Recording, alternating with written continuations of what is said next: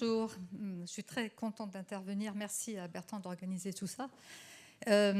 Oui, ce sujet est un peu bizarre peut-être, mais il est venu du fait que durant des années, j'ai eu de nombreuses discussions avec des responsables économiques et politiques de tous ordres, et portant sur des questions de souveraineté. Et à chaque fois, les réponses sur des dossiers un peu sensibles, et à chaque fois la réponse c'était mais on ne peut pas faire autrement, mais c'est comme ça, mais c'est le libre-échange, mais il n'y avait pas d'offre française, mais de toutes les manières on est dans un système qui nous oblige, etc.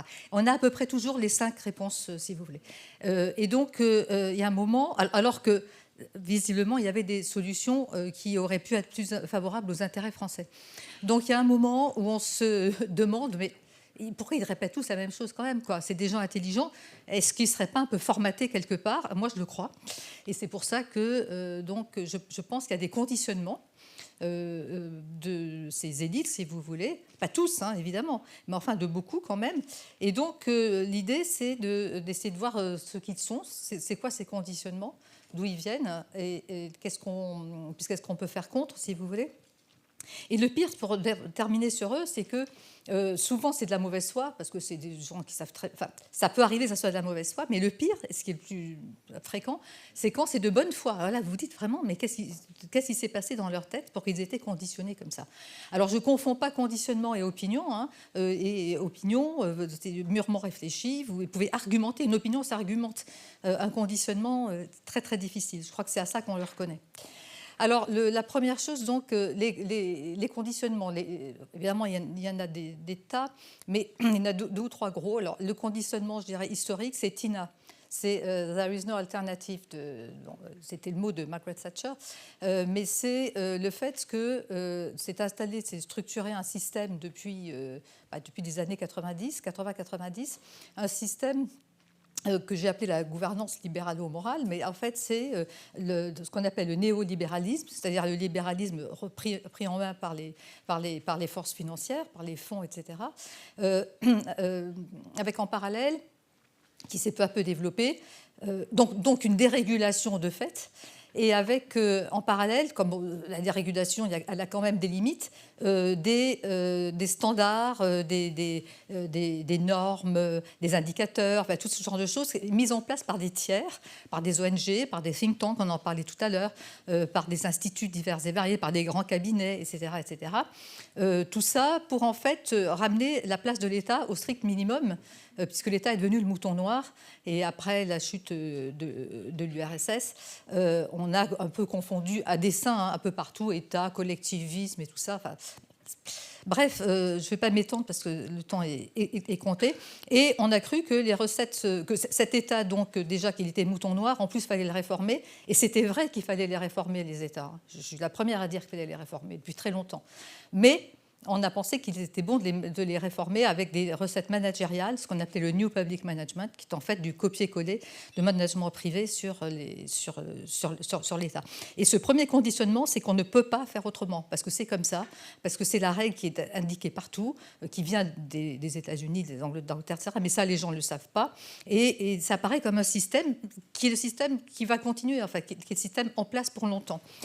Et européens aussi, bien sûr, ça a pénétré les esprits européens. Alors aujourd'hui, ces think tanks libéraux des années 80 sont épaulés, voire remplacés par les agendas des multinationales du numérique, ou plutôt de leurs propriétaires, parce que vous le savez tous, enfin c'est bon de le rappeler, ces multinationales, elles sont évidemment des puissances économiques et financières, et elles recherchent le profit et le pouvoir, je dirais, monétaire, mais elles sont aussi les véhicules d'idéologie de certains de leurs propriétaires, comme Peter Thiel, que vous connaissez, PayPal, etc., qui a fait fortune, Palantir d'ailleurs aussi, Elon Musk, etc., etc. Bref, il y a derrière, il n'y a pas que de la prise en main économique, de la guerre économique, il y a aussi de la guerre idéologique. Voilà.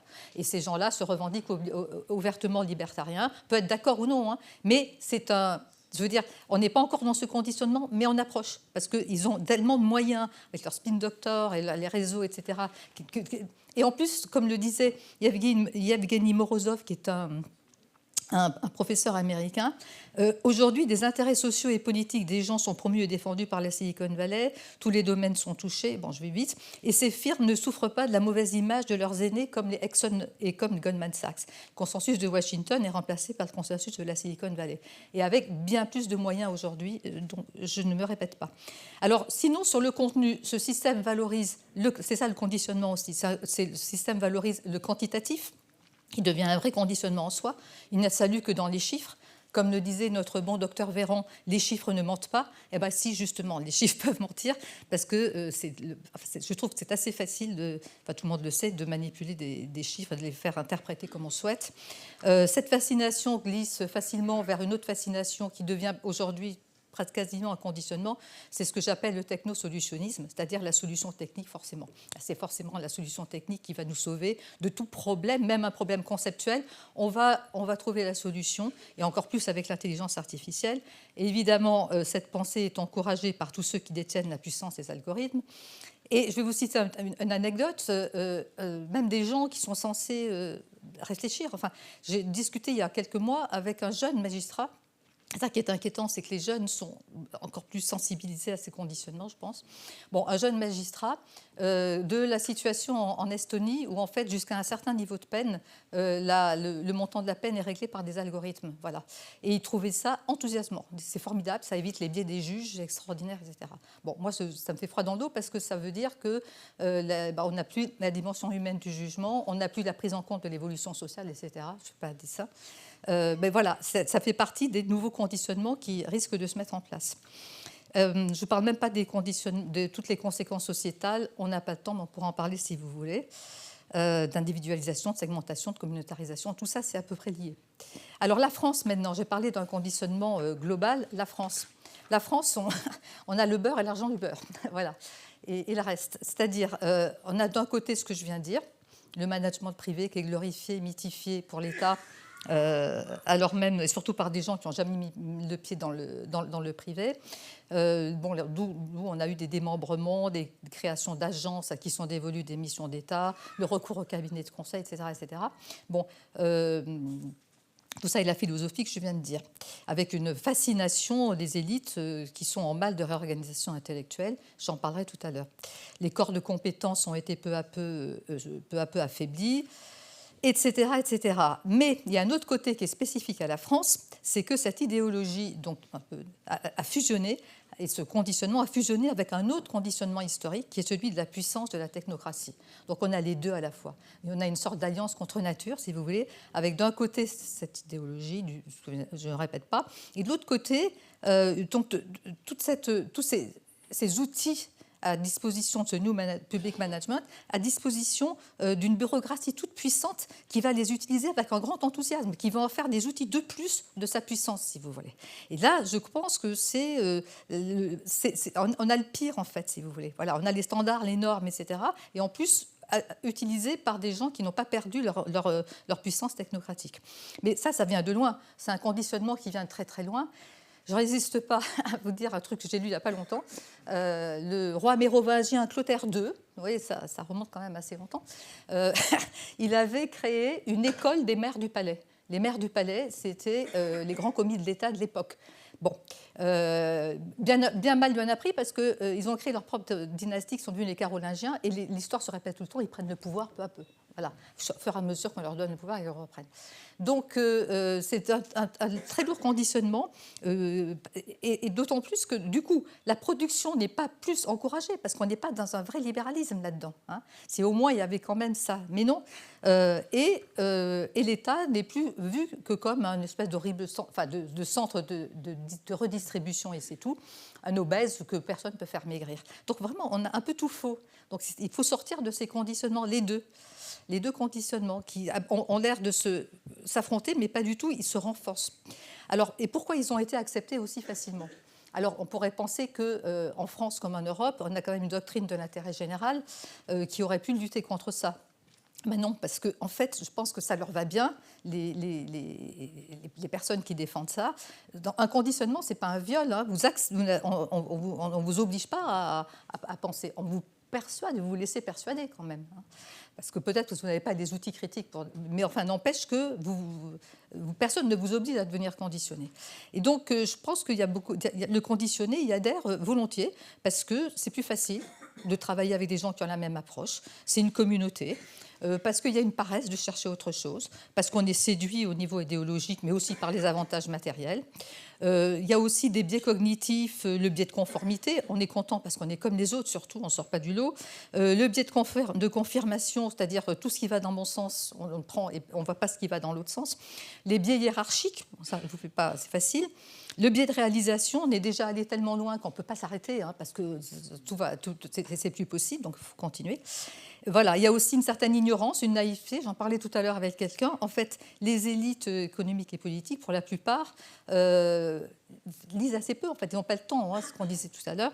Ils lisent quelques sources un peu aseptisées qui les consolident dans cette doxa, si vous voulez, dans tout ce que je viens de dire. Et évidemment que beaucoup de gens ont lancé des signaux d'alerte. Bon. Mais quand on ne veut pas voir, on ne voit pas. Et surtout, c'est un système entier, national, international et européen, qui repose sur ces conditionnements. Donc, on a. Et troisième raison pour laquelle ça a été accepté, c'est parce qu'en face, il y a un vide, et j'y reviendrai, c'est doctrinal abyssal. Il n'y a rien en face. Donc, voilà, le vide, dure horreur du vide. Donc, les solutions faciles présentées par les papes du management ont comblé ce vide. Et alors, pourquoi finalement ces conditionnements sont-ils un problème ? C'est bon ? Oui, c'est bon. Il est là, le timer ? Ah bon, oula, c'est bon. Je vais aller un peu moins vite alors. D'accord. Donc, du coup, je disais, pourquoi finalement ces conditionnements sont-ils un problème ? Parce qu'après tout, on pourrait dire, bah, c'est très bien, on est heureux comme ça, tout va bien. Après tout, on est conditionné, mais ça nous va bien. Mais non, justement, moi je pense que ça ne nous va pas bien, à tous les citoyens.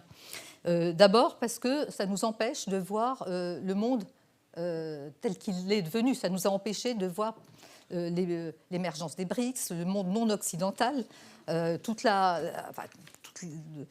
ce qui se développe en dehors de nous, puisqu'on est enfermé dans une espèce de doxa. Et surtout que ce qui ne fonctionne pas comme ça, selon ces règles-là, c'est mal. C'est forcément mal.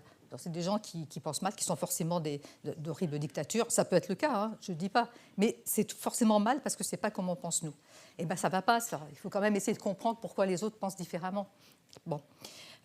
Donc, et après, on dit ah, le camp occidental est isolé, l'isolement croissant. Ben oui, bien sûr. Ensuite, parce que ça ne marche pas. Alors, bien sûr, on peut dire qu'au niveau mondial, il y a un accroissement de la richesse mondiale, ce que vous voulez, c'est possible. N'empêche qu'il y a un grand nombre de ces pays qui ont suivi toutes ces règles dictées par la Banque mondiale, le FMI, etc., qui aujourd'hui sont pas, bon, bref, sont à quasi faillite ou marchent très mal, sont hyper corrompus. Et dont viennent d'ailleurs une grande partie des problèmes migratoires qu'on a. Donc, parce que si ces gens-là vivaient bien, ce qu'ils ne souhaitent que ça d'ailleurs, s'ils vivaient correctement, il n'y aurait pas tout ça. Enfin, bref.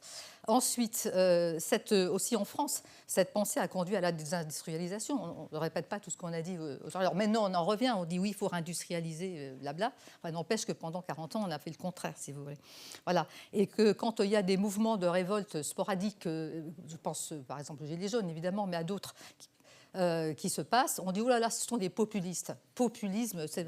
Je vous conseille de lire le livre de Sean Skull, de Schema Publica. Il vient de sortir un livre qui s'appelle « Le populisme », où il explique bien tout ça, chez l'Harmattan. Et par exemple, aussi un gros sujet qui est celui de la corruption. Pour vous dire combien cette pensée fondée sur les standards dont j'ai parlé tout à l'heure est inefficace et ne marche pas. La corruption, on croule sous les audits, reporting, indicateurs, tout ce que vous voulez, que ce soit dans les entreprises ou même dans les États maintenant, pour lutter contre la corruption. La transparence, blabla, la corruption n'a jamais été aussi élevée partout, d'après tout ce qu'on peut lire, des chiffres de l'ONU en France, etc. Le LICIJ, vous savez, les journalistes d'investigation internationaux. Bon. Voilà. Donc ça ne marche pas sur le fond. Bon, voilà. Donc, et puis il est impossible de développer des projets politiques hors de ces cadres. Et dans tous ces blocages, le numérique est un lieu charnière fondamental. Hein, parce que voilà, le smart power numérique a été, comme disait Bernard Stiegler, concédé aux États-Unis par défaut d'une politique européenne. Bon, ne nous laissons pas leurrer par le storytelling libertarien. Bon. Alors, ce qui va dans le bon sens, c'est qu'il y a des gens il y a des gens qui commencent à faire leur mea culpa depuis quelques temps. Des gens comme Jeffrey Sachs, je ne sais pas si vous vous en souvenez de ce monsieur, c'est lui qui avait conseillé les privatisations à Yeltsin, avec tout ce qui en est sorti, les oligarques, etc. Il est quand même hyper responsable. Là, depuis 10 ans, il bat sa coupe, il va se dire que bientôt il va voir peut-être le Seigneur et qu'il veut se mettre bien avec sa conscience. Et donc, il dit j'ai eu tort, le tout privé, c'était pas bon, c'est pas ça qu'il aurait fallu faire. Et il va partout, là, encore il n'y a pas longtemps, faire des vidéos en expliquant tout ça. Bon, voilà. Donc, et lui, c'est un type qui a une vraie, qui est très, très écouté. Il n'est pas le seul, il y en a plein d'autres, Stiglitz et compagnie. Donc, alors, je ne vais pas m'étendre, mais pour sortir de ces conditionnements, donc, qu'est-ce qu'on peut faire? Je ne prétends pas du tout avoir les solutions. Je ne prétends même pas que mes analyses sont totalement justes. Hein. Vous allez peut-être me contredire. Mais j'essaie de trouver. Donc, je pense qu'il y a 3 niveaux. Il y a un premier niveau qui est celui de... Oui, parce que le premier niveau, c'est parce qu'une fois que vous avez été conditionné, c'est que vous êtes conditionnable, si vous voulez. Donc, il faut éviter que les conditionnés d'aujourd'hui deviennent les conditionnés de demain. Et si vous êtes conditionnable, c'est parce qu'il y a quelque chose qu'il y a une faille, il y a quelque chose qui fait que vous acceptez trop facilement, il y a une petite faille quelque part dans le logiciel. Donc il faut travailler sur le logiciel. Et ça va prendre très très longtemps. Parce que moi je pense qu'il faut le travailler dès l'enfance. Alors, évidemment, sur les grandes écoles aujourd'hui, sur les formations, évidemment, c'est-à-dire toutes les techniques, les méthodes de l'intelligence économique, pas seulement, avec un peu de philo, un peu d'histoire, un peu de rigueur scientifique aussi. Il y a des choses à monter, ce n'est pas très compliqué, ce n'est pas cher. Il y a des choses à faire assez facilement. Mais même, je pense qu'on peut le faire au niveau des écoles, c'est-à-dire au niveau même du primaire, de manière adaptée, évidemment. Et ce n'est pas des... Comment dire ? Je le pense depuis très très longtemps, et j'ai eu l'énorme joie de recevoir il y a 3 mois, 3-4 mois, là, au mois de juin, un coup de fil, je ne sais pas comment trouvé mon numéro, bref, d'un monsieur qui est professeur des écoles. Et il travaille avec une petite équipe de professeurs des écoles sur comment éveiller l'esprit critique des enfants. Et ils avaient perçu que dans l'intelligence économique, il y a des outils de recoupement, mais simples, qu'on peut adapter à des enfants. Et il m'a demandé mon avis, il m'a posé plein de questions, et voilà. Donc, il y a des gens qui pensent quand même. Et ça, je crois que c'est très, très prometteur. Donc, mais évidemment, ça va être très long. Évidemment, c'est une génération. Hein. Ça, c'est le premier, c'est le long terme. Ensuite, on a quelque chose d'un peu moins long terme, qui est d'établir, parce que je disais tout à l'heure, il y a une question de réarmement intellectuel, si vous voulez. Si ces conditionnements ont eu lieu, c'est qu'il y avait un vide en face, pas de doctrine, donc il faut une doctrine. Voilà. Il faut une doctrine d'action. Il faut une doctrine de l'intérêt général, de la souveraineté, une doctrine revisitée. Ça sera plus Rousseau, ça sera revisité. On a écrit des choses là-dessus, dans des bouquins qui ont été faits, dont un collectif que j'avais dirigé en 2017. Bon, l'idée est également sur le fait qu'il faut maîtriser ses dépendances. On ne sera jamais indépendant. Donc la souveraineté, ce n'est pas l'indépendance, mais il faut connaître ses dépendances, les maîtriser, savoir les gérer dans le temps, etc. Et évidemment, c'est complètement le contraire du conditionnement actuel qui est fondé sur les interdépendances. Ça ne veut pas dire qu'il faut se fermer, mais vous voyez, c'est ça la nuance. Donc et il faut évidemment des critères pour ça, pas que ça soit, entre guillemets, au doigt mouillé, mais il ne faut pas que ça soit des trucs technocratiques comme les secteurs, les machins, ça ne marche pas. Il faut des critères, parce qu'une petite boîte, si j'ai le temps, je vous donnerai des exemples, mais je n'ai pas le temps, une petite boîte qui fait des choses apparemment absolument pas stratégiques peut devenir stratégique dans certaines conditions.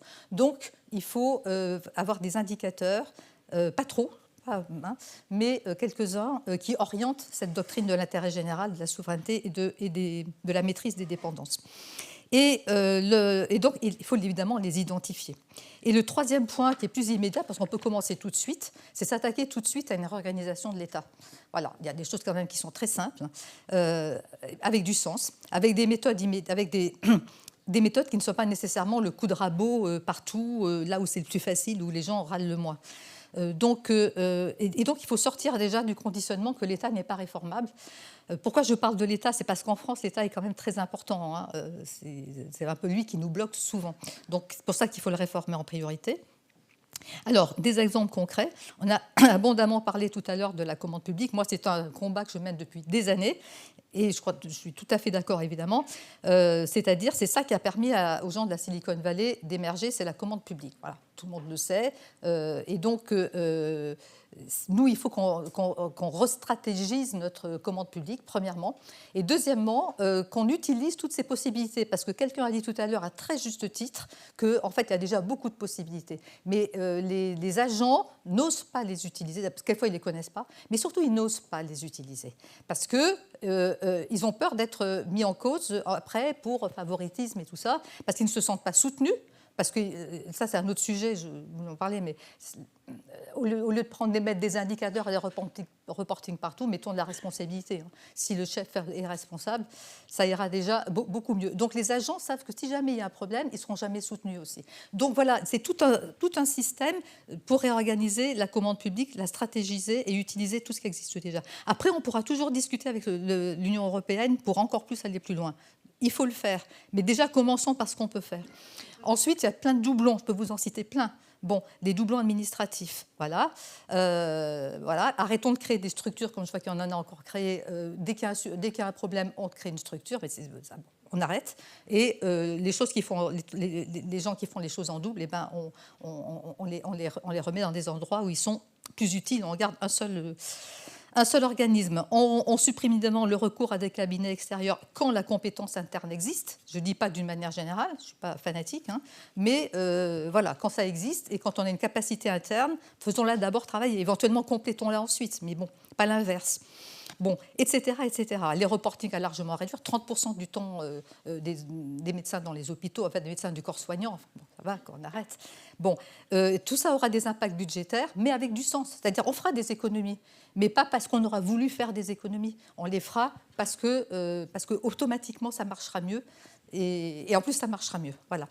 Et voilà. Et alors, en conclusion, parce que je voudrais qu'il y ait des questions, je ne voudrais pas avoir l'air trop négative non plus. L'État français dispose toujours de compétences insoupçonnées, malgré le fait qu'elles ont beaucoup baissé depuis plusieurs années, à cause notamment du recours à l'extérieur, au cabinet, et aussi au démembrement et agences qui ont fait énormément de mal de missions d'État. Bon, mais l'État conserve encore des compétences et il faut les utiliser, ce qu'on ne fait pas assez. Et la preuve, regardez l'organisation des jobs. Bon, on peut ne pas être d'accord sur plein de choses, mais au niveau organisationnel, quand même, ça a été impec. Hein.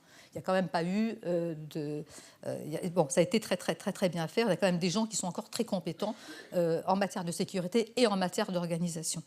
Bon, mais cela dit, quand même, il faut se réveiller très, très vite. Ces logiciels dont j'ai parlé doivent être vraiment changés très rapidement. C'est une véritable révolution culturelle de la part des élites en place. Une révolution culturelle pacifique, par elle-même, une auto-révolution, si possible, si vous voulez. Non, les révolutions, moi, j'aime pas trop ça, mais bon. Voilà. Et que les jeunes élites et les citoyens, surtout, il faut leur expliquer tout ça après, bien sûr. Toute cette doctrine, il faudra l'expliquer, évidemment, hein, soient réarmés intellectuellement. Et je pense que des colloques comme celui-ci y contribuent. Et donc, encore merci Bertrand. Voilà, et merci à vous.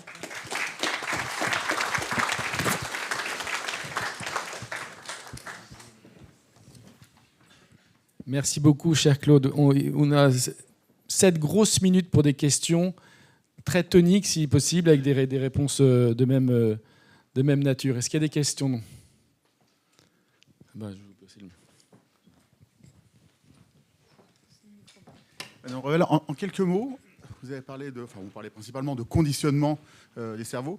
Vous avez parlé d'État et d'État démocratique qui devient bête noire d'autres. Est-ce que ce ne sont pas là les marqueurs d'un totalitarisme ?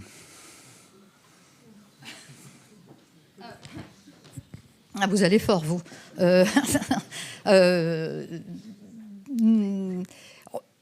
On peut craindre que ça aille vers un totalitarisme, mais honnêtement, je ne dirais pas aujourd'hui qu'on soit dans un totalitarisme. Je pense qu'il faut quand même... Non, mais vous avez raison. C'est vrai qu'on a vu on a vu des mesures qui ont été prises, et notamment, moi, je suis très, très inquiète par toutes ces questions de maîtrise maîtrise de l'information, maîtrise de la désinformation, etc. Moi, ça me fait très peur, voilà, parce que la désinformation, c'est vrai qu'il y a des choses qui sont factuellement totalement fausses et qu'il faut totalement s'y opposer, mais c'est vrai aussi que je constate une dangereuse tendance à appeler désinformation ce qui n'est pas en accord avec vos opinions. Voilà, ça, on le voit X fois, et c'est très dangereux. Et c'est pour ça aussi que si on armait les gens avec de l'esprit critique, ce que j'ai dit, on ferait d'une pierre deux coups, parce que tout ça, tous ces gens qui nous disent que n'importe quoi est de la désinformation, on n'y croirait pas forcément. Et par contre, on verrait la vraie désinformation où elle est, si vous voulez. Donc on n'est pas encore au totalitarisme, mais on l'évitera. Voilà. Oui.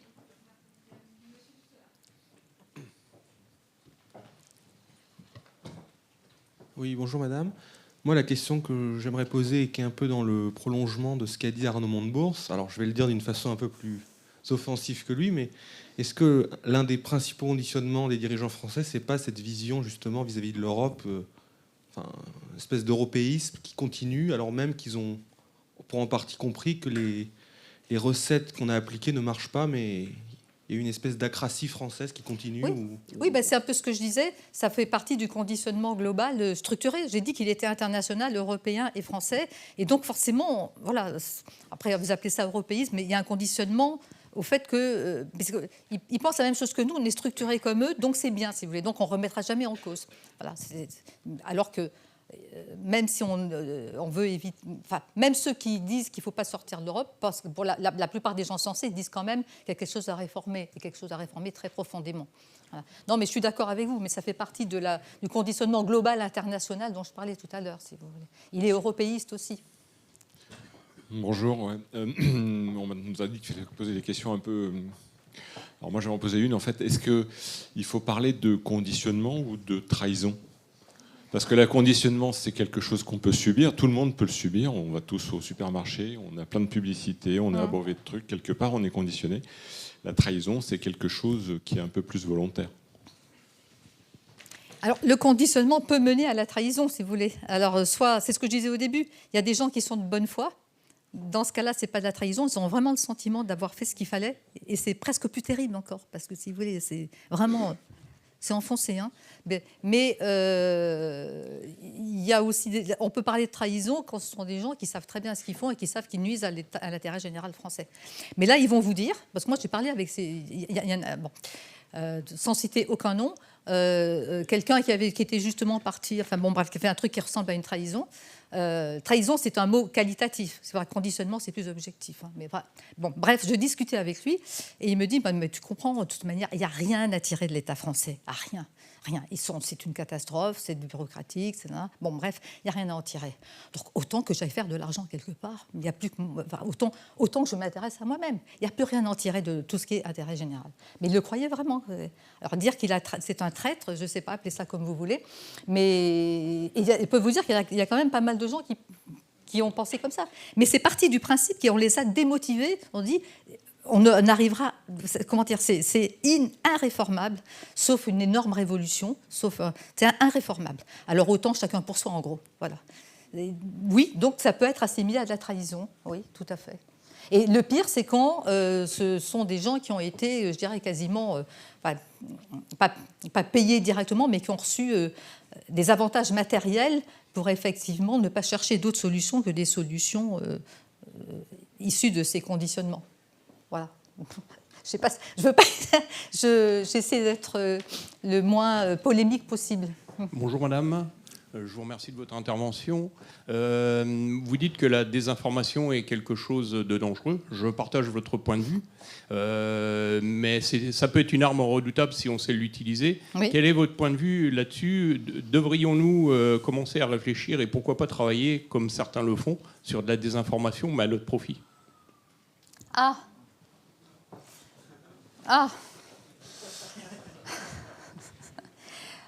Moi, je pense, mais j'ai peut-être tort, qu'on est quand même assez fort quand on ne ment pas. Et que quand on ne ment pas, ça peut même être pire, et on peut vous en vouloir de ne pas mentir, ça c'est autre chose, mais la force de la vérité est quelque chose d'extrêmement important. Donc travailler sur la désinformation, c'est-à-dire volontairement aller duper les autres, peut-être que dans les domaines commerciaux, ça peut se faire, et encore, si vous voulez, mais je ne suis pas sûre que ça soit la bonne manière de faire. C'est aussi ce que font souvent, allant à la limite de l'exercice, ce que font souvent certaines personnes, c'est de dire 90% de vrai et 10% de faux. Et ça, quelque part, c'est bien plus efficace que la véritable désinformation. C'est affreux ce que je suis en train de dire. Moi, je ne l'ai jamais fait moi, parce que je n'aime pas faire ça. Mais si on veut désinformer, c'est comme ça qu'il faut faire. Il ne faut pas dire des choses totalement fausses. Il faut dire des choses vraies, mais en y glissant ce qui peut vous arranger. Mais ça, c'est de la théorie. Moi, je dirais qu'avant de le faire, avant de le faire, il faut quand même réfléchir à 2 fois, sauf au niveau des services de renseignement offensifs. Là, c'est différent. Parce que là, il y a une légitimité. Ils travaillent pour l'État, c'est le bras armé de l'État dans le domaine de l'information. Et là, pourquoi pas, pour répondre à ce que font les autres. Par contre, nous, faire ça au niveau des entreprises, au niveau des civils, etc., je trouve ça très, très dangereux.